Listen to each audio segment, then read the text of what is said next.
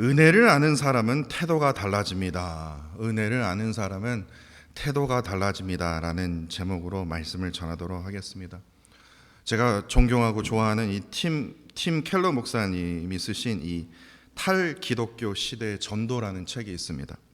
근데 그 책에서요, 정말 짧은 그 문구인데요, 그 문구가 참 많은 생각을 저에게 가져다 주었습니다. 이렇게 말합니다. 이 팀 켈러 목사님이 이렇게 말합니다.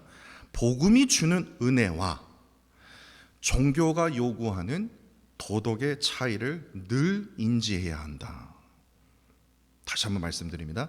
복음이 주는 은혜와 종교가 요구하는 그 도덕의 차이를 늘 인지하며 살아야 된다라는 것을 강조합니다.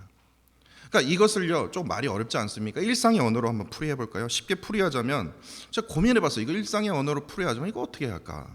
그러니까 하나님은요, 우리가 잘해서 사랑하시는 분이 아니라는 거, 우리가 착해서 살아가시는 분이 아니라는 거예요. 근데 종교는 그렇게 얘기하거든요. 정성을 보이라는 거예요. 뭔 전성? 열심히 비비고 막 바치고 막. 잘해서 우리를 사랑하시는 분이 아니라 우리를 제일 먼저 사랑하시기 때문에 우리를 잘 살도록 이끄시는 분이다라는 거예요. 그 차이를 알아야 된다는 거예요. 사실 이 차이는요, 우리 문화에서도 쉽게 발견이 되지 않습니까? 특히 이 미국 아시아계 아이들 사이에서, 그 아시아 뭐 필리핀이든 뭐 하여튼 뭐 동남아시아든 하여튼 중국인이든 일본인이든 한국인이든 딱 모아놓고요, 이 얘기하면 다 웃어요. 다 이래요. 다 이래요. 그 유명한 조크가 있지 않습니까? A를 받아오면요, 학교에서 A를 받아오면 부모, 아시안계의 부모는 뭐라고 말합니까? A means average라고 해요. 그러니까 A는 평균이라는 거예요. 그러니까 A 플러스를 받아야지 A가 이게 뭐냐 이거예요. B는 below average라고 해요. 그러니까 평균 이하, 그렇게 하죠. C가 헷갈렸는데요. C는 뭐냐? C 받아오면 난리 납니다. 이렇게 얘기해요. Cannot have dinner예요. 그러니까 저녁 금지예요. C 받아오면 저녁을 안 준대요. D는요, 더 심각합니다. Don't come home 이래요. 집에 오지 말라는 거예요. 근데 F를 받아온다? 그러면 find a new family라는 거예요. 이제 내 자식 아니라는 거예요. 난리 나죠. 이 얘기를 하면요, 저희 애들 깍깍거리고 웃더라고요. 제가 분명 뭐 A를 받으라고 얘기를 안 했는데도 모르겠어요. 제가 뭐 하는 행동과 뭐 말투나 뭐 그런 속에서 A를 받아오지 않으면 난리 난다는 어떤 그런 그게 부담감이 있나 봐요. 그래서 제가 이 얘기를 해줬더니 깔깔거리고 웃더라고요. 물론 과장된 농담입니다. 진짜 F바를 받았다고 야 새 가족 찾아라 find new home 그러겠습니까? C 받았다고 야 너 저녁 안 줄게 그런 부모가 어디 있겠습니까? 그런데 이 농담이요, 왜 아시안계 그 아이들에게 통하는 이유는 이 아시아 문화 속에 깔린 이 성적 중심, 이 성과 중심의 그 방식을 계속해서 건들고 우리가 살아가고 있기 때문에 그렇습니다. 근데 바로 이것이 도덕과 은혜의 차이를 생생하게 보여주는 장면이라고 저는 생각이 들거든요. 도덕은요, 잘해야 인정받는다라는 그 조건이 붙이기에 사람을 비교와 불안 속에서 우리를 모아놓지 않습니까? 몰아넣는다라는 거예요. 그런데 은혜는요, 너가 잘해서가 아니다라는 거예요. 너가 사랑하기 때문에, 내가 너를 사랑하기 때문에 내가 새롭게 된다라는 거예요. 그게 은혜라는 거예요. 성적표가 우리의 가치를 결정하는 게 아니다라는 거예요. 돈이 우리를 가치를 결정하는 게 아니다라는 거예요. 이미 그리스도 안에서 주어진 우리는 하나님의 자녀 아닙니까? 그 믿음으로 살아가지 않습니까? 하나님의 자녀된 그 신분이 우리의 가치를 전한다라는 거예요. 제가 2년 전에 이 이야기를 한번 소개한 적이 있더라고요. 그 이한영 교수님의 책 명자 누나라는 책이 있습니다. 저도 이 책을 이찬수 목사님한테 들었나요? 하여튼 설교 시간에 들어서 제가 이 명자 누나라는 책을 읽어봤는데 정말 감동스러운 이야기가 있어요. 제가 이 이야기를 제가 영어로 막 저 딸한테 얘기해 주는데 제 딸이 못 알아듣더라고요. 그래서 제가 다시 한번 이걸 얘기를 해주려고요. 기억나십니까? 정말 감동스러운 스토리가 있어요. 2년 전에 제가 여러분들에게 소개해 주셨는데 기억납니까? 교수님의 딸이 있어요. 외동 딸이 있는데 한 번은 성적을요, A, B, C, D 아주 골고루 받아온 겁니다. 저도 그랬거든요. 항상 저도 골고루 받아왔어요. 그랬더니 교수님이 분명히 그거 아시안계 보면 야 cannot have dinner 뭐 그러든지 don't come home이라고 그러든지 그럴 때 교수님이요, 딸이 막 걱정하니까 이거 좀 부끄러워하니까 야 비타민은 A, B, C, D로 골고루 먹어야 건강하듯이 성적표도 골고루 받아야 되는 거야. 그렇게 농담을 해주면서 격려를 해주었다고 해요. 그런데 문제가 뭐였냐면 4학년 때 딸이 처음으로 수학을 F를 받은 겁니다. 난리가 난 거죠. 야, 더군다나 아시안계가 수학을 F 받는다? 이거 진짜 좀 그렇지 않습니까? 그런데 그 성적이요, 하필이면 F 학점이 고등학교까지 이어졌다라는 거예요. 아빠 닮아서 수학을 못했나 봐요. 딸이요, 내가 원하는 그 좋은 학교가 있는데, 대학교가 있는데 이거 지원해봤자 F를 받았으니 내가 여기 그 지원한 학교에, 대학교에 이게 합격이 되겠어? 시니어 때 이제 엄청 걱정을 갖고 있는 거예요. 그 염려 속에 살고 있는 거예요. 그래서 교수님이요, 안 되겠다, 내가 조치를 취해야 되겠다. 그래갖고 딸만 대놓고, 아내는 냅두고 딸만 대놓고 저기 꼭대기에 뭐 루스 크리스 같은 뭐 꼭대기 식당 있잖아요. 막 뷰 되게 좋은데요. 막 고기 막 한 덩어리에 막 100불 200불 하는 거예요. 저 한 번도 안 가봤지만요. 그러한 좋은 식당으로 딸을 데려갑니다. 그러면서 딸이 그래, 아빠 어디로 가는 거야? 오늘은 셀러브레이션이 아니라 네가 F를 받았으니까 펠러브레이션을 하는 거야, 그러는 거예요. 펠러브레이션이 뭔 소리야? 단어장에도 없는 거예요. 그러니까 이 교수님이요, 딸을 격려해 주기 위해서 셀러브레이션 C로 시작해야 되는데 F를 받았으니까 F로 시작한 거예요. 그래서 그 단어를 만든 거예요. 펠러브레이션 하자는 거예요. 딸을 위로하기 위해서 직접 교수님이 아버지로서 만든 단어라다라는 거예요. 그 말을 듣자마자 딸이요, 마음의 문을 엽니다. 이렇게 얘기를 하는 거예요. 시험이 너무 어려운 거예요. 너무 어려워서 자기 친구들 사이에서요, 컨닝 페이퍼가 막 돌아다녔지만 자기는 끝까지 그 컨닝 페이퍼를 보지 않고 정직하게 시험을 치렀지만 결국에 내 노력이 부족한지 F를 받게 되었다고 그 좋은 식당에서 눈물을 막 흘리는 거예요. 교수님은요, 그 순간 넌 이게 점수가 중요한 게 아니라 너가 끝까지 지켜낸 그 정직함을 내가 진심으로 축하해 준다. 펠로브레이션 하자. 100불짜리 고르지 말고 200불짜리 골라. 그랬을 거예요, 아마. 여러분도 한번 생각해 보세요. 여러분들의 자녀가 F를 받았다고 하고 나서 정말 좋은 대학교에 이거를 썼다고 생각을 해보세요. 원서를 썼다고 해보세요. F 학점은요, 여전히 대학 입학의 높은 장벽이었다라는 거예요. 그런데 교수님의 딸은요, 여기서 포기하지 않았다라는 겁니다. 오히려 이 딸은요, 자신의 그 정직함과 그 큰 실패 속에서, 작은 실패 속에서 그 깨달음을 담아서요, 대학 지원할 때 에세이를 쓰지 않습니까?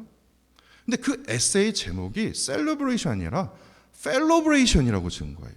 그래서 그 이야기를 에세이로 다 쓴 겁니다. 한번 찾아보세요. 아마 있을 거예요. 펠러브레이션이라는 그 에세이 제목이요. 그 글은요, 이 대학 심사위원들의 그 마음을 크게 움직였고, 결국은 그 딸은요, 자기가 원했던 그 대학이 어떤 대학인지 책에는 안 나와 있더라고요. 뭐 아이비리그겠죠. 자신이 원하는 그 대학에 합격하게 되었다라는 그 감동스러운 이야기를 제가 책에서 봤어요. 이 이야기는요, 은혜가 무엇인지 분명하게 보여주고 있다고 저는 생각합니다. 도덕은요, 실패를 기준으로 사람을 판단하지만 은혜는요, 실패 속에서도 사람을 새롭게 합니다. 어떻게 새롭게요? 일으킵니다. 잘해야만 인정받는 문화에서는 F냐? 야, 너 이제 끝났어. 이렇게 얘기를 해요. 근데 은혜 사랑 안에서 F는요, 펠로브레이션이 될 수 있다라는 거예요. 하나님은요, 우리의 그 성과 때문에, 우리 업적 때문에 사랑하시는 분이 아니라는 거예요. 너 목사냐? 야, 너 천국 가야 돼. 이게 아니다라는 거예요. 그렇게 해서 우리를 사랑하시는 분이 아니다라는 거예요. 우리를 제일 먼저 사랑하시기 때문에 우리를 다시 새롭게 세워주시는 분이라는 거예요. 이런 의미에서 오늘 본문 말씀을 보시면요, 사도 바울의 삶 자체가 하나님께서 성과나 자격을 넘어서요, 오늘 본문 2절과 9절입니다. 은혜의 경륜이라고 하고 비밀의 경륜. 저는 사실 3장 말씀을 묵상하면서요, 왜 이렇게 어려운 거야 그랬어요. 왜 이렇게 어려워? 모르겠어요. 다른 목사님들에게는 어떻겠지만 저에게는 너무나 어렵게 들어요. 이게 뭔 말이지? 얼마나 많이 읽었는지 몰라요. 그런데 그 속에서 하나님께서 저에게 깨닫게 해주신 게 이거예요. 은혜의 경륜이 중요하구나. 그 비밀의 경륜이 중요하구나. 이 두 가지의 경륜을 어떻게 펼쳐가시는지 선명하게 드러나는 그 증거임을 하나님께서 저에게 깨닫게 해주셨거든요. 먼저 이 경륜이라는 그 단어는요, 헬라어로 오이코노미아라고 합니다. 오이코노미아. 제가 막 주석에서 찾아봤는데 이 뜻은요, 어떤 업무나 지책을 의미하지 않습니까? 그런데 그런 것이 아니라 주인의 집에서 종으로서 그 일을 맡아서 책임 있게 돌보는 청지기의 역할이 바로 이 오이코노미아, 바로 경륜이라는 겁니다. 근데 바울은요, 여기서 이 경륜에다 오이코노미아에서 어떤 단어를 덧붙였습니까? 은혜의 청지기의 역할, 비밀의 청지기의 역할, 이렇게 표현했다라는 거예요. 그래서 은혜의 경륜, 비밀의 경륜이라고 부른 거예요. 그러니까 자신이 맡겨진 일은 단순한 사역이 아니라, 단순한 임무가 아니라 하나님께서 오래전부터 준비해 두신 은혜의 계획 따라 지금 자신이 청지기의 사명을 지금 봐오고 있다라는 걸 지금 증거하고 있다라는 거예요. 그래서 사도 바울은 자신을요, 하나님의 은혜를 맡아 나누는 자, 하나님의 비밀을 밝히 드러내는 그러한 사도로 자신을 지금 설명하고 있는 거예요. 그런데 정말 가슴 아픈 현실은요, 지금 사도 바울이 지금 닥친 진짜 현실은 오늘 본문 1절에서도 보듯이 사도 바울은 자신을 뭐라고 말합니까? 갇힌 자라고 말합니다. 지금 로마 감옥에 갇혀 있거든요. 그리고 3절에서는 자신이 계시로 내게 비밀을 알게 하신 자라는 그 표현을 합니다. 이게 무슨 뜻일까? 근데 이것을 풀이하게 보니까 이렇게 결론을 이루게 됐습니다. 이 둘은요,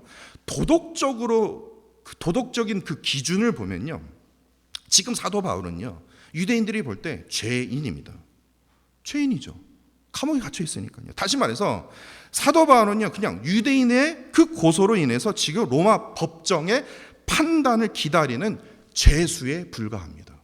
그렇지 않습니까? 게다가 사도 바울의 삶을 아는 사람은 이렇게 얘기했고요. 제가 옛날에 젊었을 때, 사울이었을 때 너 아냐?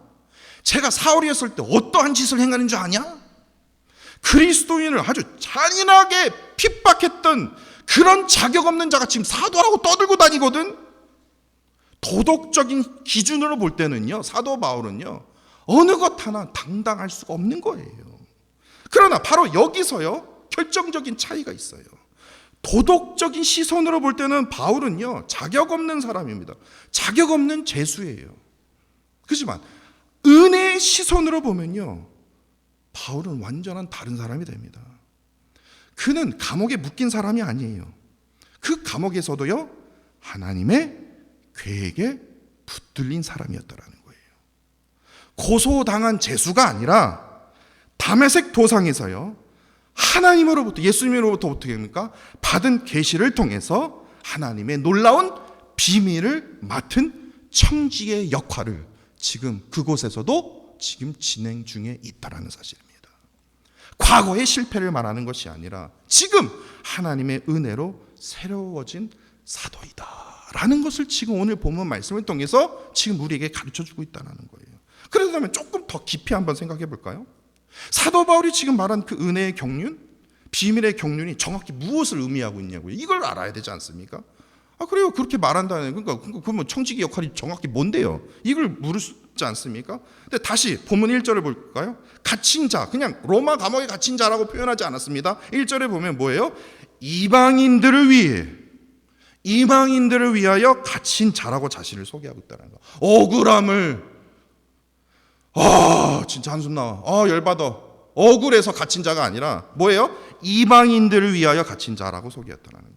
그리고 6절에서는 자신이 맡은 그 비밀의 내용이 무엇인지 분명하게 밝히고 있지 않습니까? 이는 이방인들이 복음으로 말미암아 그리스도 예수 안에서 함께 상속자가 되고, 함께 예수 그리스도 안에서 지체가 되고, 함께 하나님의 그 언약의 약속에 참여하는 자가 됨이니라. 이것을 감옥 속에서 깨닫고 그 편지를 에베소 교회에게 쓴 거예요.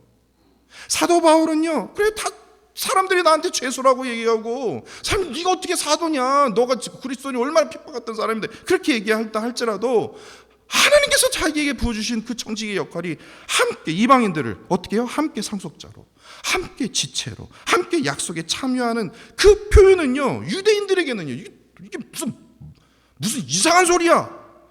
이거 생각조차 상상할 수 없는 충격적인 선언을 지금 뭡니까? 사도 바울이 지금 선포하고 있는 거예요.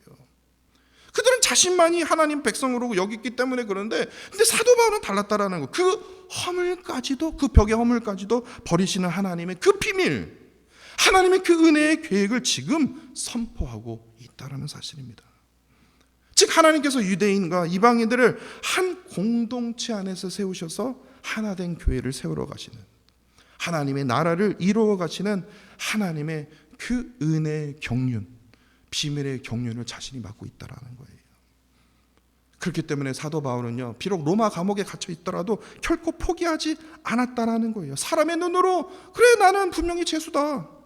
그러나 하나님의 은혜의 시선 안에는 그는 이방인에게 열려 있는 하나님의 그 은혜를 맡은 청지기였다라는 겁니다. 사람의 눈으로 볼 때는 그는 쇠사슬에 묶여 있었지만 은혜의 비밀은 전혀 묶여 있지 않았다라는 거예요. 그는, 그의 몸은 비록 감옥에 있었지만 하나님의 계획은요, 감옥 밖에서도 그 편지를 통해서 교회를 향해서 크게 움직이고 있었다라는 사실입니다. 그래서 사도 바울은 자신이 당한 그 고난을 13절 하반절에서 너희의 영광이니라 라고 말했던 것이에요. 왜냐? 자신의 고난을 통해서 이방인에게 열린 그 은혜의 비밀이 더 선명하게 드러나고 있기 때문에 이거예요. 이 말씀을 깨달으면서 하나님께서 저에게 제가 경험했던 그 조그만 하나의 사건, 장면을 떠오르게 하셨습니다. 그 장면이 뭐냐면, 제가 말씀드렸죠. 저희 딸이 농구를 하잖아요. 진짜 경기가 이제 시작이 된 거예요. 11월 4일이었습니다.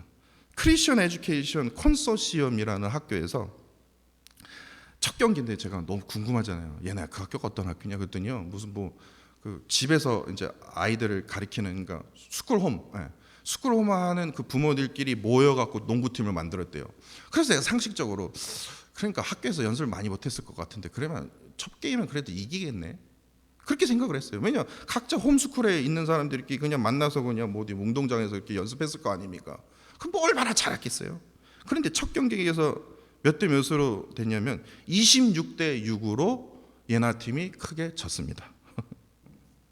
야, 절망스러워. 너무 잘하는 거예요. 쟤네들은 집에서 농구나 하나. 분명히 홈스쿨이라고 얘기했는데. 그리고 이틀 후입니다. 11월 6일입니다. 하일랜드 힐스 학교입니다.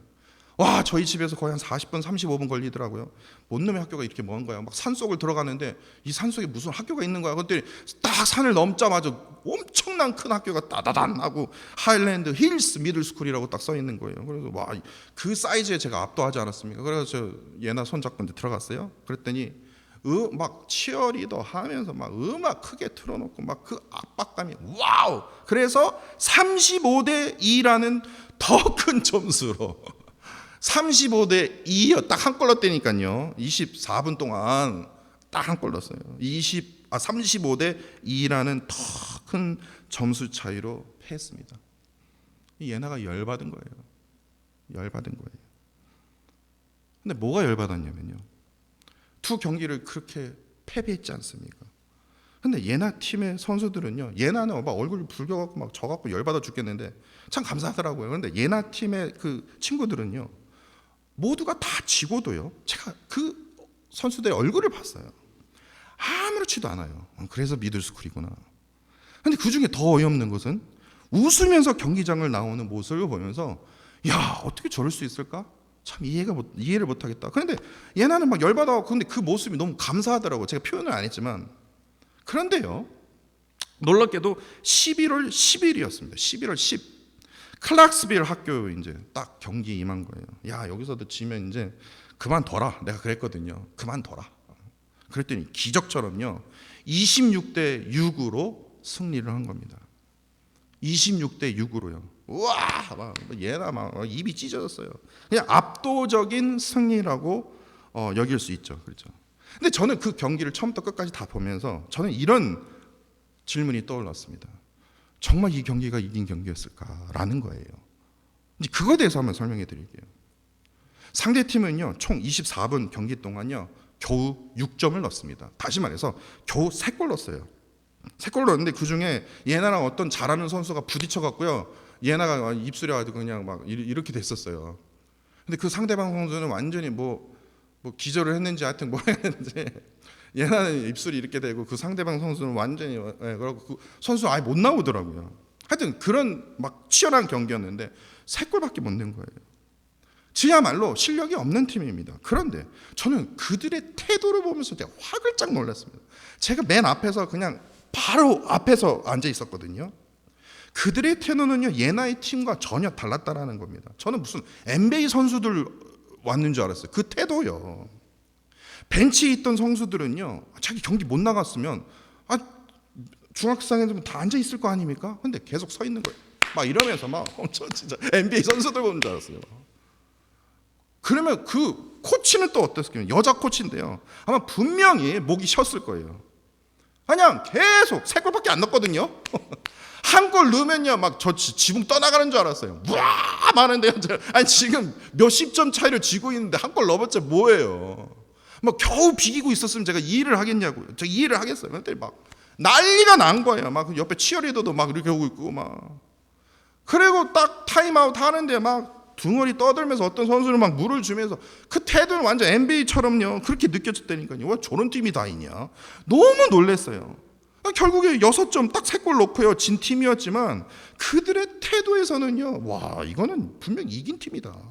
이긴 팀이다. 예나 팀은 완전 태도에서 졌다. 얘네들은 이기든 말든 그냥 계속 앉아 있더라고요. 저는 그 순간 하나님께서 왜 이 경기들을 나에게 보여주셨는 것을 저는 깨닫게 됐어요. 경기를 바라보는 제 마음 한가운데 이런 어떤 영적인 질문이라고 할까요? 이런 질문이 떠오르더라고요. 왜 우리는 영적 전쟁에서 지고 있으면서도 왜 아무렇지도 않을까? 왜 영적 전쟁에서 지고 있어도요, 말씀 안 읽어도 기도 안 해도 뭐 때로는 뭐 예배 시간이 조금 늦어도 왜 아무렇지도 않을까? 분명히 지고 있음에도 아무렇지 않게 웃고 경기장을 나오는 그런 선수들처럼요, 우리는 지금 영적으로 감사해야 되는데 감사하지 못하고, 기뻐해야 되는데 기뻐하지도 못하고, 평안해야 되는데 평안하지 못하고, 영적으로 지금 지고 있는데 오히려 그냥 괜찮대요. 스스로를 속이며 살아가는 모습이 혹시 우리 신앙 속에 지금 자리 잡고 있는 건 아닌가? 라는 질문을 하나님께서 저에게 계속해서 묻고 계시더라고요. 분명히 우리에게 말씀이 있지 않습니까? 기도가 있어요. 저 기도할 줄 모르는요. 제가 그래요. 무슨 기도가 무슨 뭐 포뮬러가 있습니까? 뭐 감사를 얘기하고 뭐 회개를 얘기하고 안 해도 돼요. 그냥 컨버세이션, 대화나 하면 되거든요. 우리에게 기도라는 무기도 있고 말씀이라는 무기도 있고 더 좋은 거 뭡니까? 예배요. 예배. 근데 정작 그 안에서 영적 전쟁을 싸우다 보다는 뭡니까? 마치 그냥 시간이 해결해 주겠죠. 조금만 그냥 참고 기다리면 그냥 괜찮아지겠죠. 그런 말을 들으면 제 마음이 미워집니다. 그러한 태도를 내려놓고 우리가 가지고 살아갈 때가 얼마나 많은지 나 자신도 그래요. 근데 오늘 본문 말씀을 통해서, 아니요, 성경 전체를 봐도요, 한 목소리로 우리에게 말합니다. 신앙은요, 입술이 아니다라는 거예요. 입술로 고백하는 자, 아니 부르는 자는요, 그냥 부르는 게 그냥 입술만 이렇게 부르는 겁니까? 신앙은요, 결국에 부르다, 부르짖다. 신앙은요, 태도의 싸움이라는 거예요. 예수를 믿는다고 입으로 말만 하면 자연스럽게 복이 들어온다면 아마 기독교는요, 최고의 종교가 될 겁니다. 안 그렇습니까? 입만 믿습니다. 아니 아멘 하면 복이 막 들어오면 저는 지금도 아멘 하면서 할 거예요. 입만 이렇게 딱 두 입술을 그냥 붙었다 떨어뜨렸다 하면 복이 들어온다면요, 이보다 더 쉬운 신앙생활이 어디 있겠냐고요. 예수를 믿는다는 것은 이겁니다. 세상을 바라보는 태도가 다릅니다. 예수를 믿으면요, 문제를 바라보는 태도가 다릅니다. 예수를 믿는다면요, 영적 전쟁에 임하는 태도가 완전히 달라집니다. 그렇지 않습니까? 웃지를 않는다라는 거예요. 기도 안 하면요 불편해요. 제가 깜짝 놀랐어요. 이번 새벽 기도 때 수술하고 얼마 더 쉬어야 되는데 그런데도 오시는 거예요. 기도하러 오시는 거예요. 눈 안 보이는 거 뻔히. 저 놀랐어요. 왜냐? 가만히 있지 못하거든요. 믿음의 사람은요 기도하지 않으면 가만히 있지 못하는 걸 저도 알거든요. 그런데도 은혜가 되는 거예요. 말씀에요 앉아서 그 좁은 방에서 2시간 이상씩 읽는 거예요. 그거 쉬운 줄 아십니까? 목사도 힘들어요. 왜냐? 믿음의 사람이니까요. 신앙에는요 믿음의 태도로 싸우거든요. 그러니까 이게 가능한 거예요. 오늘 본문의 사도 바울처럼요 더욱이 하나님의 그 은혜의 경륜을 알고 하나님의 그 큰 그림을 믿는 사람은요 비록 그가 다른 사람들이 다 너는 죄인이야, 너가 어떻게 사도가 될 수 있냐라고 손가락 짜할지라도 그 어떤 상황 속에서도 영적인 태도가 사도 바울처럼요 달라질 수 있다라는 거예요. 환경이 흔들려도 태도는 흔들리지 않습니다. 고난이 찾아와도 영혼의 방향은 어디로 향하고 있습니까? 하늘 위에 계신 하나님께로 고정되어 있다라는 겁니다. 그러기에 사도 바울은 오늘 본문 11절과 12절을 통해서 신앙의 태도를 결정짓는 두 가지 핵심을 우리에게 가르쳐 주지 않습니까? 11절은요 하나님의 계획이 우리의 태도를 바꾸는 힘을 보여주고 있지 않습니까? 곧 영원부터 우리 주 예수 그리스도 예수 안에서 예정하신 뜻대로 하신 것이라. 사도 바울은 지금 감옥에 갇혀 있습니다. 그러나 그는 낙심하지 않았죠. 왜냐? 자신이 겪는 모든 고난이 그의 고백처럼요 하나님의 영원한 계획, 예정하신 뜻에 있음을 확신했기 때문에 그는 한숨 쉬면서 세월을 보내지 않았다라는 거예요. 어떻게든 자신이 방문했고 자신이 세웠던 그 교회를 향해 성도들을 향해서 어떻게든 격려하는 마음으로 뭡니까? 편지를 써서 보냈다라는 거예요. 따라서 하나님의 계획을 믿는 사람은요 어떠한 어려움 앞에서 절대로 흔들리지 않습니다. 왜냐? 그 지금의 자신이 닥친 그 현실을 단순히 문제로 보지 않거든요. 내가 그 문제가 닥치면요 이 상황을 하나님께서 어떻게 역사하시는지 한번 지켜보자, 이렇게 말해요. 내가 어려움이 닥치면 하나님께서 이 어려움을 통해서 나를 어떻게 회복하시는지 지켜보자, 같이 기도하자.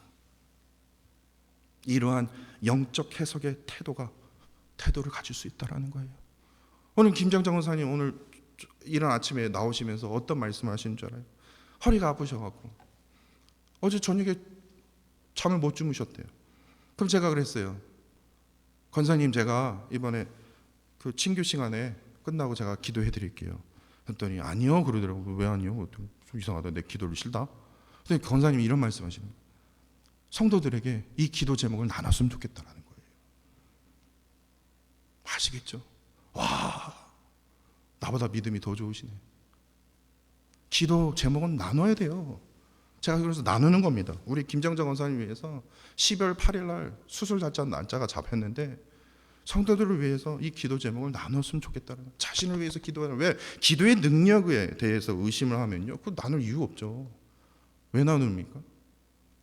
자신을 나눠야 되겠다라는 거예요. 그 영적 해석의 그 태도가 바로 여기서 시작되지 않습니까? 다르지 않습니까? 이러한 태도는요 외적 조건에 좌우지하지 않습니까? 점수와 성과에 따라 흔들리는 것이 아니라 하나님의 큰 계획을 신뢰하기 때문에 이러한 상황 속에서도 저를 위해서 기도해 주십시오. 내가 하나님을 향한 그 중심이, 그 신앙이 흔들리지 않도록 저를 위해서 기도해 주십시오. 이것이 바로 은혜의 경륜을 아는 사람이 갖는 태도라는 겁니다. 두 번째로요 12절입니다. 담대함과 확신이 은혜를 아는 자에게 나오는 태도이면 우리가 알 수 있어요. 우리가 그 안에서 그를 믿음으로 말미암아 담대함과 확신을 가지고 하나님께 나아감을 얻으니라. 여기서 말하는 담대함은요 자기의 성격, 용기를 얘기하는 게 아니에요. 어떤 성취에서 나오는 어떤 그런 자신감도 아니다라는 거예요. 하나님의 큰 그림을 알고 있기 때문에 그 은혜의 경륜을 신뢰하는 사람은 자연스럽게 하나님 앞에, 세상 앞에 담대함으로, 왜냐? 하나님의 큰 그림이 보이기 때문에. 내 능력으로 하는 게 아니라 하나님이 어떻게 역사하시는지 한번 보자고요. 하나님 지금 어떻게 나를 이끄시는지 한번 보자고요. 그러한 믿음으로 나아가기 때문에 그것이 바로 영적인 담대함을 가진 태도라는 거예요. 그래서 은혜를 아는 사람은요, 하나님의 사랑하는 문제 앞에서 절대로 외면하지도 않고 도망치지 않는다라는 거예요. 영적 전쟁에서 꾸준하게 뭐 합니까? 기도합니다. 말씀 봅니다. 예배를 삶의 최우선순위로 둡니다. 말씀을 끝까지 붙듭니다. 어떻게 하든 내 머리에 기억하기 위해서 노래를 불러서라도 몸을 흔들어 가면서도 말씀을 붙듭니다. 이런 자는요, 절대로 넘어져도 절대로 계속해서 넘어지지 않습니다. 다시 일어섭니다. 이 모든 태도가 바로 은혜가 흘러나올 때 나타나는 사람의 태도랍니다. 제가 사실 오늘 설교 제목을 이렇게 정해보려고 했어요. 예나의 팀은 점수에서 이겼지만 태도에서 졌습니다. 저는 솔직히 이렇게 설교 제목을 하려다가 예나한테 욕을 바가지 먹을 것 같아서. 왜냐하면 계속 유튜브에서 계속 남을 거니까요. 진짜예요. 지금 제가 여러분들 앞에 지금 말씀을 드리고 싶은 그 메시지의 핵심 말씀을 아시겠죠? 우리 역시 말씀과 기도와 예배가 있어도요, 태도가 무너지면요, 영적 전쟁에서요 질 수밖에 없다라는 거예요. 왜냐하면 은혜는 태도를 바꾸는 능력이기 때문에 그렇습니다. 그리고 그 은혜가 바꾼 그 태도는요, 결국 우리의 삶을 완전히 변화시키는 최고의 힘이 되기 때문에 그래요. 오늘 본문의 사도 바울처럼요, 은혜의 경륜을 붙들고 사는 사람은요, 어떠한 고난 속에서도 담대함 그리고 확신을 가지고 하나님께 나아간다는 거예요. 그 이유가 무엇입니까? 하나님의 은혜가 우리의 태도를 붙들고, 하나님의 은혜를 향한 우리의 태도가 우리의 삶 전체를 계속해서 움직이고 있기 때문에 그렇습니다. 이끌어가고 있기 때문에 그렇습니다. 오직 주님의 은혜입니다. 은혜의 시각으로 담대함과 확신을 가지고 하나님께 나아가 끝까지 여러분들이 가지신 그 믿음의 그 태도를 지켜 나아가시는 저와 사랑하는 성도 여러분들이 되시기를 간절히 원합니다.